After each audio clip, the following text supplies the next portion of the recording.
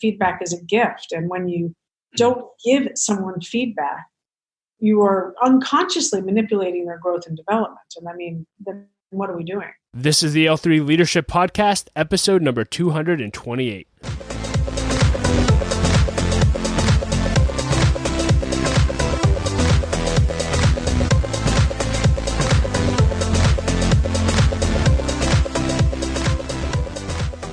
What's up, everyone, and welcome to another episode of the L3 Leadership Podcast. My name is Doug Smith, and I am your host. I hope you're doing well. In today's episode, you are in for a treat. You will hear my interview with Claude Silver, who is the Chief Heart Officer at VaynerMedia. And if you are unfamiliar with Claude, she is incredible. You need to follow her. And she, as I mentioned, is the Chief Heart Officer at VaynerMedia.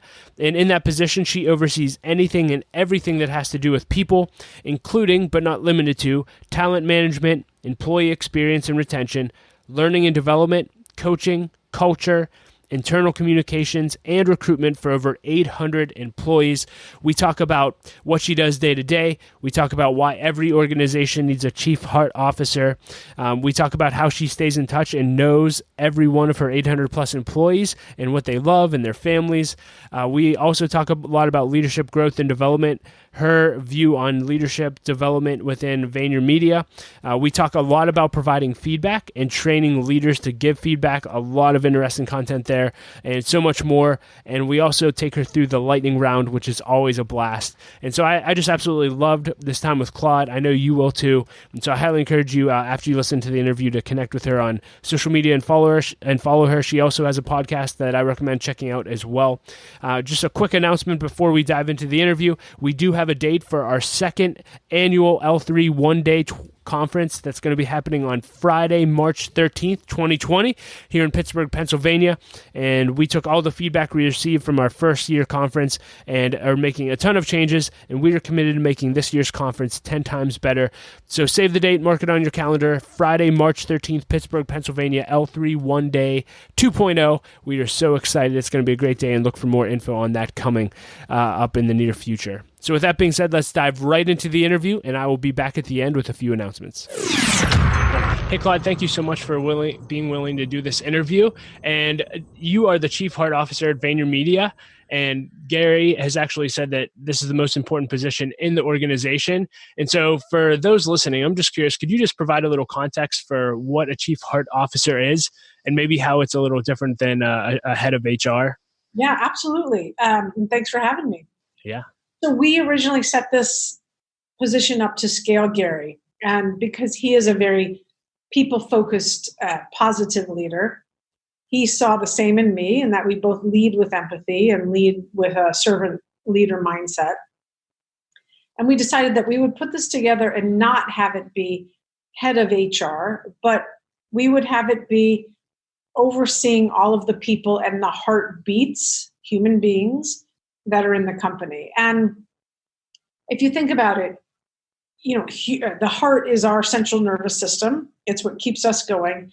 And human beings, people, is what keep an organization going. So I'm taking care of all of the humans, the hearts here. I have an HR team that takes care of the traditional T's and C's and all of those things. But my job really is to scale Gary, to make decisions that, as he says, might make no sense on paper, but make all of the sense on heart. Meaning we're looking at things from an emotional intelligence point of view, not from an EQ, but from the heart. And coming into issues, challenges, situations with that lens, rather than the, oh my God, profit, bottom line, you stink, you're out. It's, okay, wait a second. Let's look at the holistic system here. Yeah, and I'm curious, how did you even land this role, right? I mean, if it's that important to the heartbeat of your company or Gary's company, how did you roll that? How did you land this position? Yeah, great question. I was here already for 16 months. And so I was an SVP, and I was running 2 large books of business. People had always been at the center of what I do, and coaching and mentoring and player coach type of person. And it was time for me to move on. I was no longer interested in doing the advertising portion of my career, which I'd had, knock on wood, a really successful advertising career. And I let Gary know that it was time to move on. Thank you so much. And he said, what is it that you're interested in? And I said, I only care about the heartbeat of this place. I only care about the people. And so months and months later, we created this position. So I landed it by having, I think, an entire life experience already of being a people person and thinking through things with my heart. And I had already, like I said, been here. So I really had the DNA. I was already drinking the water here. And it seemed like he and I see things extremely similarly, and we act on things very similarly. So it was he had a trust already. Yeah, I was going to ask this later, and maybe that is the answer. But I'm just curious, as you've been in this position, what do you do intentionally to, one, learn Gary's heart, learn what he expects, and make sure that that's actually is what's happening in the organization? Yeah. Well, so I had been following Gary since 2009. And so I had an idea of how he thought already before I started here. I started in May 2014. And so being his first SVP that he hired, I spent a lot of time with him. I was able to see how he functioned in meetings and how he functioned with clients and what was important to him and what was he always driving home. And what he was always driving home was patience and positivity. Patience and positivity. So I'm someone that notices patterns, and I could pick up on those patterns pretty quickly. And the way in which we walk through the world, as I was saying, is so similar that it wasn't a big jump for me to translate him into Claude speak. Because we're two sides of the same coin, but our two sides are quite different in terms of how we speak, if you will. So, and I know that the only thing that matters to him, the only thing is how we are treating each other. So, when I asked him, how do we know if I'm successful in this role? He said the following: you will touch every single human being and infuse the agency with empathy. And that's my job description. So it's mine every day to figure out not only how I'm going to do that, how I'm going to scale that. And that's the challenge. Yeah, so let's talk about that. How do you tactically, you may have more than this. At one point you said you work for 800 humans and you're in touch with the heartbeat of every single person in the company. I work in an organization, we have 67 staff, and I know the challenge of trying to do that with just 67. How do you tactically day-to-day make sure that you're doing that? Yeah, it's really, it's magical because I've spent so much time now with almost every human being, every employee here, that when I see them on repeat or when I go and visit their offices, I already have a good chunk of my memory filled with what are they about? What is their focus? Do they have kids? Whatever it is, do they like the Redskins? I mean, I've held on to certain types of information, probably based on who I am and how I think. Yeah, I was going to say, you don't take notes or anything. I mean, this isn't a CRM. It's not you looking and saying, okay, it's just memory. No. Wow, that's impressive. Yeah, the smarter person would have put it into a CRM, but then it's just words in an Excel spreadsheet. And the lucky thing is that I've developed great relationships with people, and they have reciprocated. They want to spend time with me. So it's, I'm always kind of, I'm circling the sun constantly and circling these people. And then I have these wonderful team that is touching these people as well and feeding me information on how they're doing or what they might be challenged with. We've created culture champions here who I also know and I trust that, if Bobby sees Sally having a really rough day, hopefully Bobby's either going to take care of that and see how she's doing and why, or send me a message or send someone on my team so that we can reach out and see what's going on. So the scaling is human relationships. Yeah. So someone's having a bad day. What's an example of something that you would do to take care of that? Well, if I know about that, I'm definitely going to reach out and be like, hey, how are you doing? You want to chat? Or, hey, what's up? We haven't chatted in a while. You're into it. And usually those people, because they don't know necessarily why I'm reaching out, they're like, yes, I would love to. And so if they're here in New York City, that we have a one-on-one in my office or wherever they're located, And I just ask them I ask them what's going on. And sometimes it's that obvious. Sometimes it's like, hey, is there anything I can help you with? If you had a magic wand, what would we do? I play Rosebud Thorn. I'm listening for what the thorn is.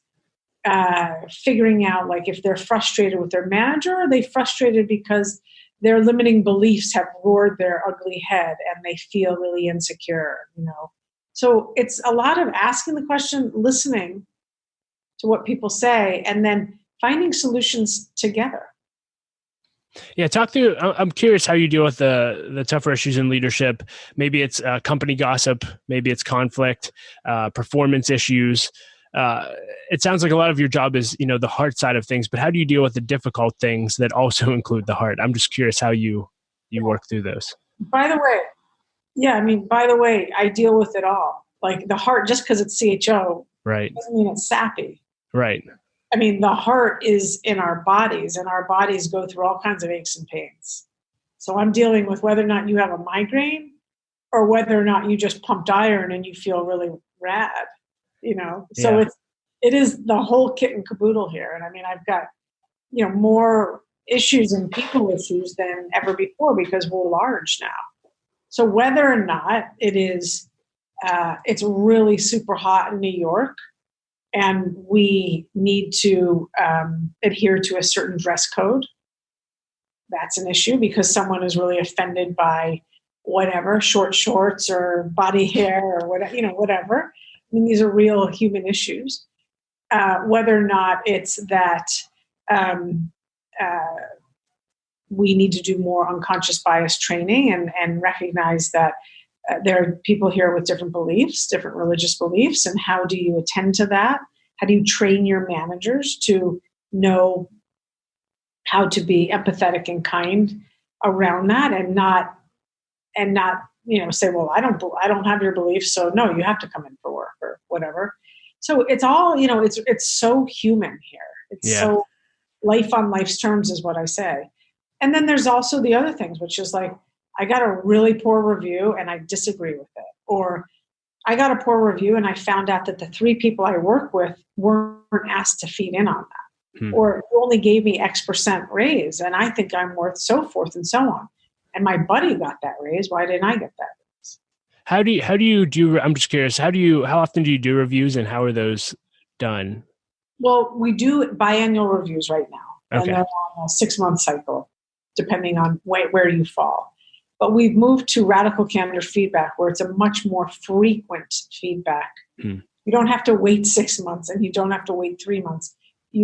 We've trained our managers now and our leaders to know how to give personalized feedback, which doesn't criticize the personality of that person, but we want to grow and develop that person. So that is helping us in a more frequent feedback cycle, and it's really helped us understand that feedback is a gift. And when you don't give someone feedback, you are unconsciously manipulating their growth and development. And I mean, then what are we doing? What are we doing? I'm curious, in your experience, what have you found to be the best way to grow and develop, I would say leaders, but people in general? Yeah, I think the first thing is understanding that there's 2 things. One, there's a common denominator, I think, of what people want to learn, so that they can advance through their career and advance up a ladder. So they need certain manager training. They need to know how to give feedback. They need to know how to write emails. They need to know how to conduct themselves with clients and how to, make small talk. Those are the things that are really, really important. And then I think based on certain skills or departments that they're in, they're going to need very niche training, because that's the way that they will also show achievement. So meeting people where they are in a cohort or as individuals is how I go about it. And again, because I'm listening to patterns all day, if I'm meeting with 10 people that have started and they're somewhat at a junior to mid level, and they've all mentioned in one way or the other that they don't know how to conduct one-on-ones with people that manage into them, I recognize that we need to do that training. Because if it's those 10 people, I actually know it's 200 people. Wow. So it's really listening and then creating a learning and development curriculums based on what the floor is telling me they need, not based on what I think they need. I mean, yeah, I have a pretty good judge of character and judge of people, but I need to hear what they're looking for, and then we can marry those two together. Yeah, I'm curious. So as you help people grow and develop, what patterns have you seen in the people that tend to take what they're given to grow with and they go to the next level where they grow versus those who kind of just get stuck, hit a lid, and then fall away? Yeah, that's actually a really great question. The people that they take the gift and they keep on going are people usually that I think have an innate ability to raise their hand and ask questions. They ask why. They say, I don't understand. Can you explain that? Can you give me some homework, reading assignment? Can you spend more time with me and walk me through how to do X, Y, and Z? I think the other people that take the learning and then sleepwalk or are afraid to ask questions because they don't want to be seen as less than or whatever, you can only do so much for that individual, and I think we all fall into this. We all have the ability of falling into kind of a sleepwalking trance, not recognizing that, we're a team of collaborators here. And so we rely on one another to do their part and to be accountable. And so when one person isn't holding their weight, it's felt everywhere. Yeah. So along those lines, how long will you give someone on the empathy side time to grow to the point where it's just like, okay, you've had X amount of time. This clearly isn't working out. Yeah, I mean, I think it's really, by 90 days, you kind of have a feel for a person and they kind of have a feel for you. So I would probably say, 6, 9, 12 months, but 12 months is going to be really pushing it. By 90 days, and I would say, if we're really honest, by 120 days, you really do get an idea if the person is latching and getting who we are. We're a funny place in which we give trust first and early. I love that. Learn it here. Yeah, 120 days. I love that. Last question before I go into what I call the lightning round. You talked a little bit about learning Gary's heart over the years that you worked with him before you were in the position. What advice do you have for anyone in any organization in serving their leader? How can they best learn the heart of their leader, how to best serve them, to make sure that they're the greatest team member they can be and maybe set themselves up for promotion in the future? Yeah. So I'd say the first one is asking that leader how you can provide value. So it's not, what would you like me to do? You got to go a little bit deeper than that, which is, how can I provide value and make your life easier? And listening for those responses is going to give you somewhat of a head start. So if your leader is saying, listen, I want you to blanket the entire agency and make sure you're filling it with empathy, you get an idea of that person's heart immediately. Mm-hmm. If you say, I want you to go micromanage, so forth and so on team, you get an idea that person's pretty controlling, but wants you to do it. And that's a fear-based society. So spending time asking the right questions, how can I provide value? Absolutely spending time with that leader as much as you can. Even asking if you can sit on meetings just to observe, super helpful if you have that kind of leader who's open to that kind of audience. If your leader is public, certainly study that person. But I would say spend time with those close to your leader also, whether or not that's a C-suite or other senior leadership, and get an idea, get a texture for what makes the organization tick, because that's coming from the top. I do want to go back processing this. I taught you when you talked about, I don't know if you called it radical candor and the way providing coaching feedback, but so it seems like someone like Gary would be more prone to just give feedback quick, honest, to the point. But I'm sure in the 800 plus staff you have, there's also people that are naturally people pleasers, run from that kind of thing. How do you train people to have hard conversations and be honest with people about where they're at, giving them a gift, as you said? Yeah. Well, we take people through this feedback training. What does that look like? Every single person. It's walking people through why we don't give feedback as human beings, because we're afraid to hurt people. If we don't have anything nice to say, don't say anything at all. And then walking them through the other side of the pendulum, which is the gift part, which is if we are here to set each other up to shine, then we need to help someone shine, which is pointing observations out, even though feedback most of the time is subjective. So there's a fine line you got to walk there between subject and objective feedback. And just because I like blue and you like brown doesn't mean I'm right. It means that the client is actually wanting more brown. You know what I mean? So anyway, doing a lot of role play, a lot of role play, because it's experiential. And guess what? Gets people off their chair and laughing with one another at scenarios that we have been through. And that's the funnest part, because you see them come alive and you're like, oh my God, that was so silly. So we do that. We do a lot of training, and I kind of call it like Saturday Night Live. I have people come up on stage and do their role play for 3-4 minutes, and then we all break it down. I love that. That's a great idea. I guess I have one more question. What advice would you give to an executive listening to this on why they need a chief heart officer? Yeah, well, go walk the floor and ask your people how they're actually doing and see what they say. Literally, ask your people anonymously or do one-on-ones what's working, what's not working, and you'll find 9 out of 10 times that most people are looking for more mentorship, guidance, how to learn life skills and hard skills, how to advance, how to be seen. And you need someone that's going to be able to hold all of that. It's not a function. Well, by the way, HR needs to be rebranded, and HR, I think, are actual coaches. They've just been asked to be more regulators. However, in the case that you don't have people that are ready to be coaches, you need a role like this that can hold 800 people and not take it home every day. Yeah, I love that. So that with the time we have left, I want to jump into the lightning round, just a bunch of fun questions for you personally. Number one is, what is one belief or behavior that's changed your life?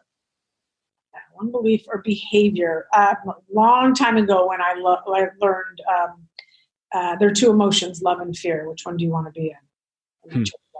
Huge. Love it. If you could put a quote on a billboard for everyone to read, what would it say? I've learned that people will forget what you said, people will forget what you did, but people will never forget how you made them feel. Maya Angelou. Boom. Best purchase you've made in the last year for $100 or less? Oh, God, that's good. Oh my gosh, you really stumped me there. And I know I've made some great purchases. I'm going to have to get back to you on that. It's something to do with sports, though.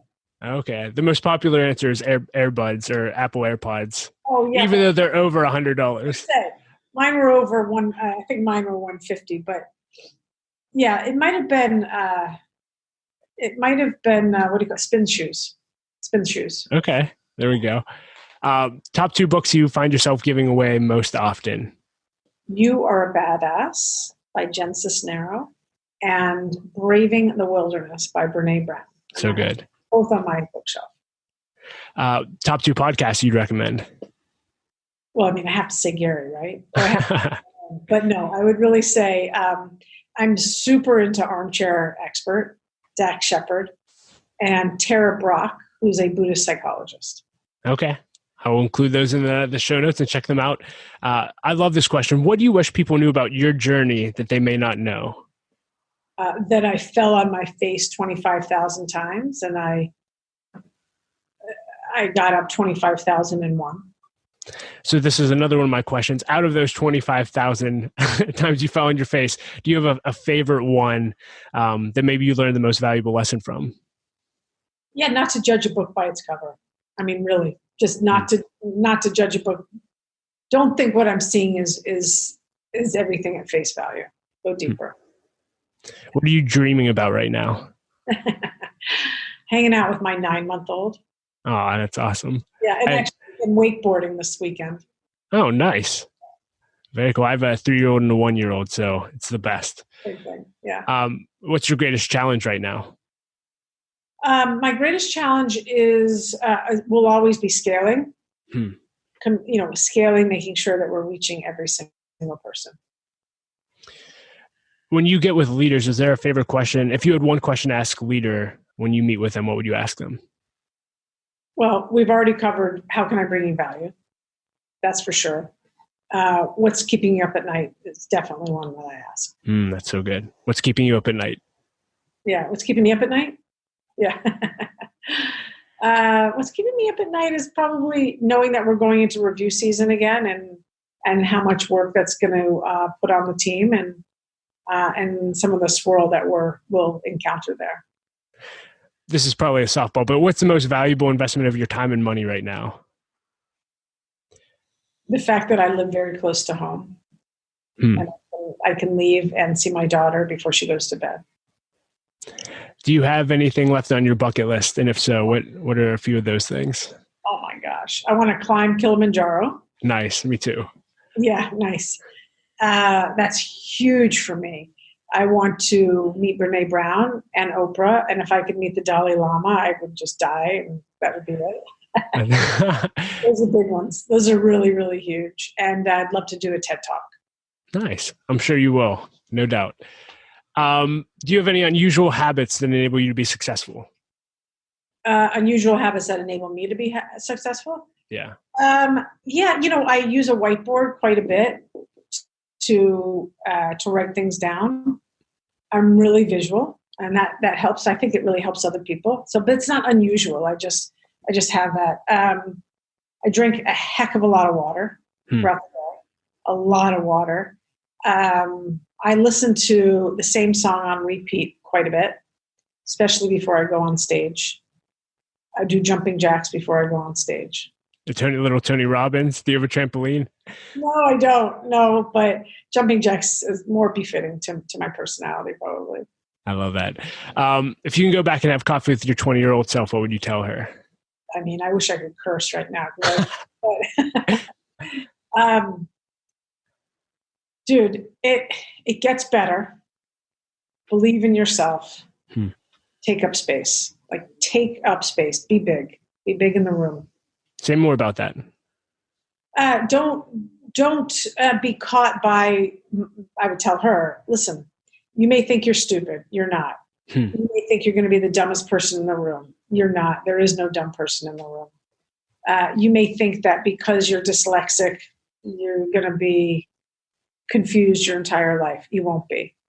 Things are not going to be as complicated as they seem right now. I love that. And on the other end of life, looking back on your life, what do you ultimately want to be remembered for, and what do you want your legacy to be? Oh, that's such a beautiful question. I want my legacy to be that she had a very, very generous heart. So if that's on my tombstone, I will be extremely happy. And that I inspired and helped people through service.